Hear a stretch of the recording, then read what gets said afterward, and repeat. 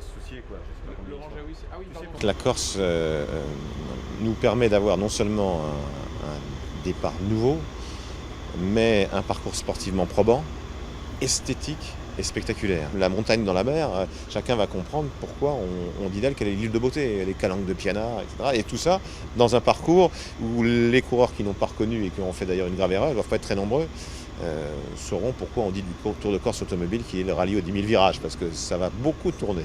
Et il y avait la volonté de faire, oui, quelque chose de beau, avec un Tour de France qui est donc 100% français pour la première fois depuis 10 ans dans son parcours, et la volonté de mettre quelques-uns des lieux les plus beaux, les plus connus de notre beau et vieux pays. Je ne concevais pas, par exemple, de ne pas mettre le Mont-Saint-Michel et Versailles sur le parcours du Tour. J'espère qu'on va voir la confirmation de la montée en puissance des Français sur le Tour, qu'on connaît depuis 2 ans. L'an passé, Pierre-Roland 8e, Thibaut Pinot 10e. Pinot, 22 ans, son premier tour, qui gagne une étape et qui finit dans les 10 premiers. Ça n'était pas arrivé depuis 1947, depuis le Tour de la Reprise.